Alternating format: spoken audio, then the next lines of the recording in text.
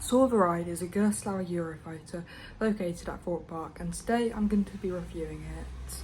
So first of all, when you're coming up to the park, you walk in, through the dome, and then it's off to kind of like this left sort of side, I think, I can't quite remember. And you walk along, so it's along, so you come up to Colossus, you walk past that, and then you see Hyperia in the distance, and not in the distance, right there, and then you come up to Saw the Ride. And first thing you notice is the drop, which I'm going to get onto in a second. But yeah, it's a very imposing ride, other than the fact that there's a Mack Hypercoaster right behind it. If you ignore that, then it's a very imposing ride.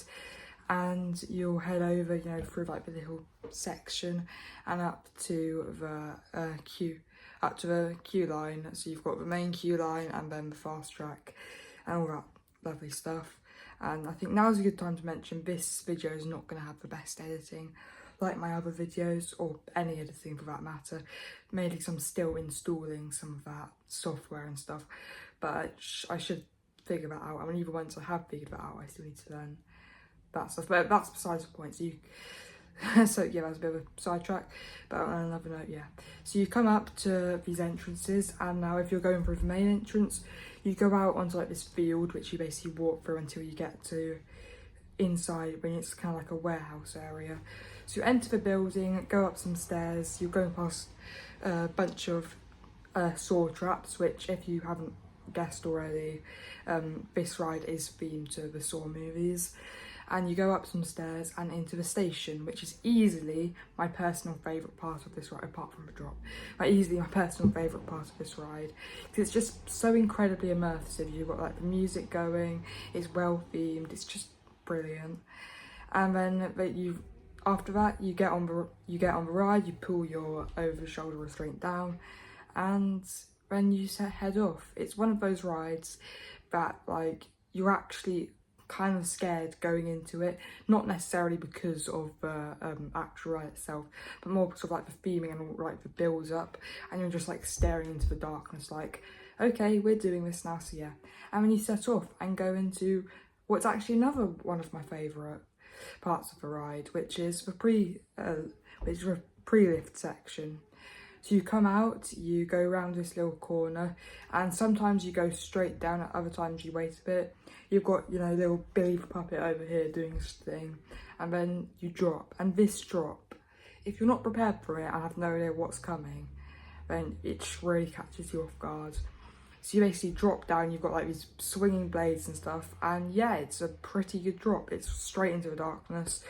So yeah, overall a very fun pre-drop. You then go around like some sharp turns quickly, and then you hit almost like a not mid-course brake run, and you've got like wind and stuff coming at you. It's like absolute sensory overload. And then you go into what I think is a Heartline JoJo roll. It's not quite slow enough to be considered a JoJo roll, but not quite fast enough to be considered a Heartline roll. So you basically go through that inversion, and as you're looking down, you've got this prop corpse, which then starts spraying like fake blood up at you. At least I hope it's fake. It is fake. And once that's an overall cool effect. And if you sit on, I believe it's one of the two middle seats, you're going to probably get some of that in your face, which is quite a fun experience. And after that, you turn out and head up the lift hill, which is a vertical lift hill. So you're vertical, so it's vertical, you're looking straight up.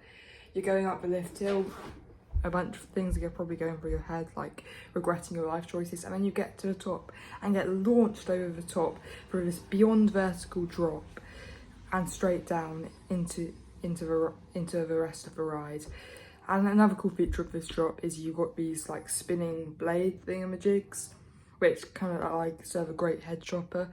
And after that, the rest of the ride basically consists of going through a mixture of inversions, including some Immelmans. I think there's a dive loop, and very strong airtime hill, a drop off a mid-course brake run, a couple sharp overbanks, and just overall plenty of like fun.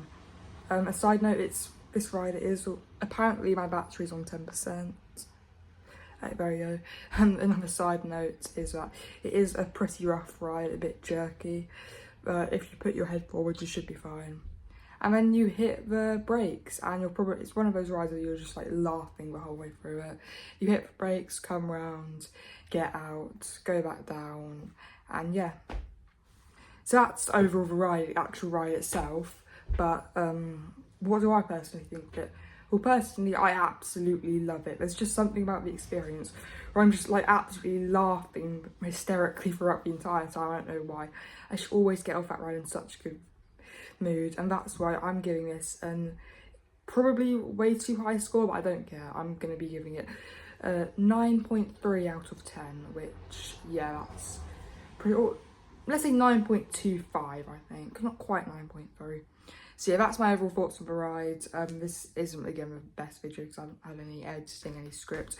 You know, I need to be more like professional with these videos if I want to actually get reviews.